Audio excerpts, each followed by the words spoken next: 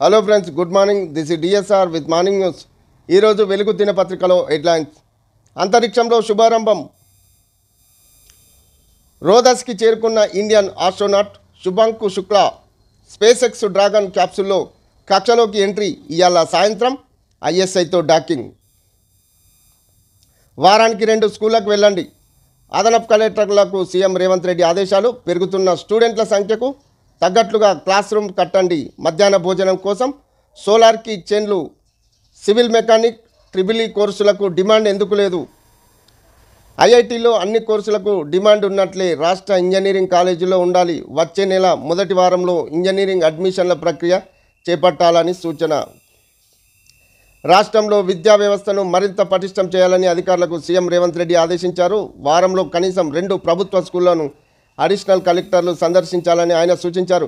విద్యాశాఖపై CM Revanth Reddy బుధవారం command control సెంటర్లో review చేశారు. ఈ ఏడాది ప్రైవేట్ స్కూళ్ల నుంచి ప్రభుత్వ బడుల్లో 40,800 మంది విద్యార్థులు చేరారని వివరించారు.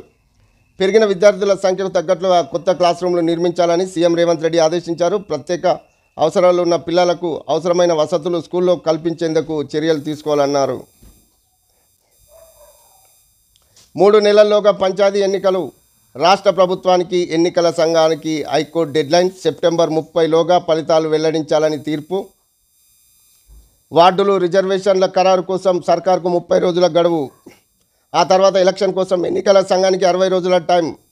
ఏడాదిన్నరగా ఎలక్షన్ జరపకపోవడం రాజ్యాంగ విరుద్ధమని వ్యాఖ్య. గ్రామ పంచాయతీలకు 3 నెలల్లోగా ఎన్నికలు నిర్వహించాలని హైకోర్టు తీర్పు చెప్పింది. 30 రోజుల్లోగా రాష్ట్ర ప్రభుత్వం వార్డుల విభజన, రిజర్వేషన్ల ప్రక్రియను పూర్తి చేయాలి.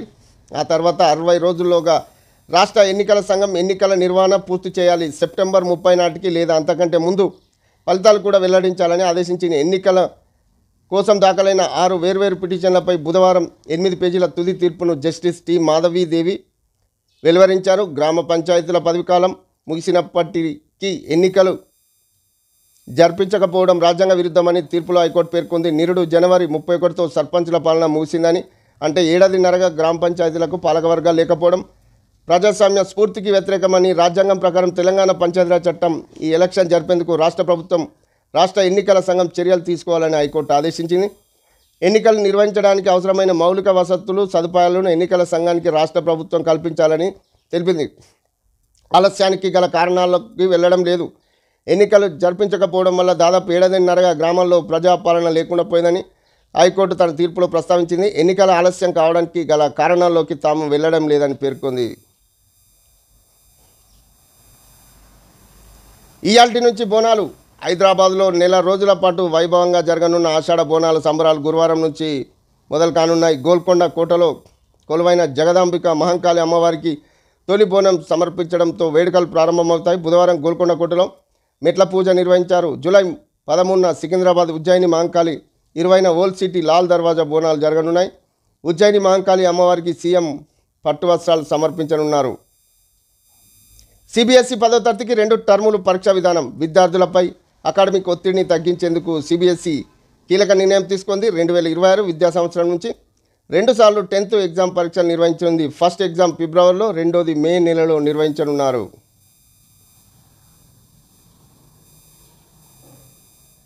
బనకచెర్లపై న్యాయ పోరాటం. లీగల్ రోడ్ మ్యాప్ తయారు చేయండి. అధికారులకు మంత్రి ఉత్తమ్ ఆదేశం. 30న ప్రజాభవన్లో ప్రాజెక్టుపై పవర్ పాయింటింగ్ ప్రజెంటేషన్. బీఆర్ఎస్ హయాంలోనే ఏపీ ఆ ప్రాజెక్టును పట్టాలెక్కించింది.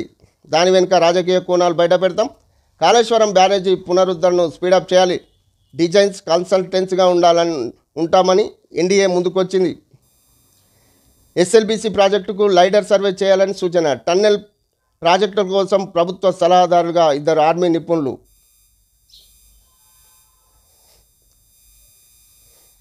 బీసీ రిజర్వేషన్లపై ఏం చేద్దాం?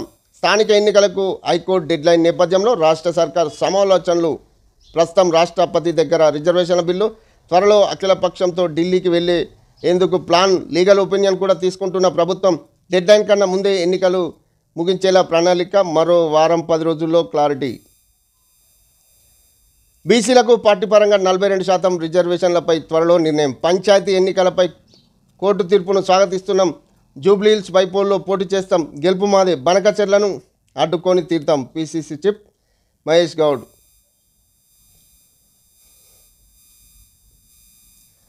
పోలవరంపై ఈసారి చర్చ లేదు.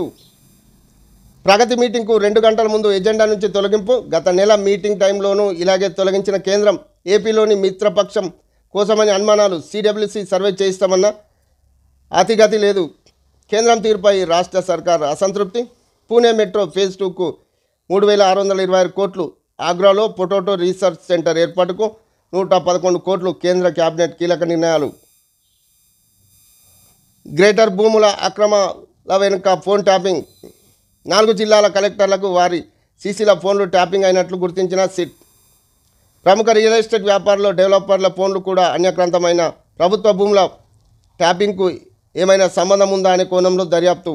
మంత్రి దామోదర రాజనరసింహ, మాజీ ఎమ్మెల్యే జగ్గారెడ్డి ఫోన్లపై నిఘా.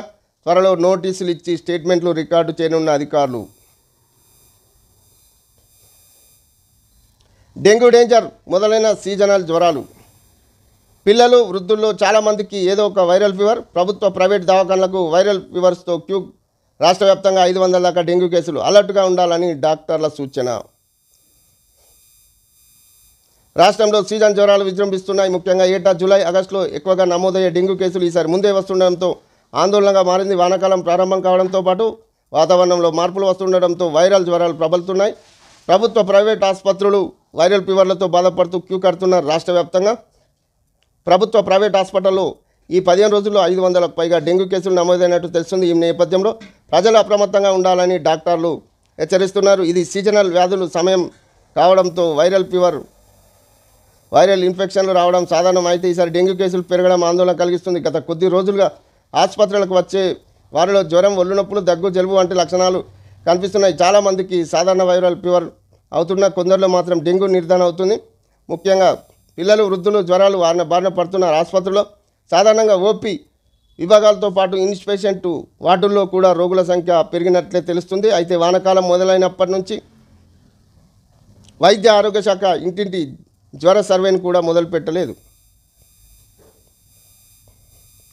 అమెరికన్ చేరే బాలిస్టిక్ మిసైల్. చైనా సాయంతో సీక్రెట్గా తయారు చేస్తున్న పాకిస్తాన్. అమెరికన్ నిఘా వర్గాల వెల్లడి. టెక్నాలజీ, ఆయుధాలు అందిస్తున్న బీజింగ్. డిఫెన్స్ను బలోపేతం చేసుకునే ప్లాన్లో పాక్. ట్రంప్కు శాంతి నోబెల్ ఇవ్వండి.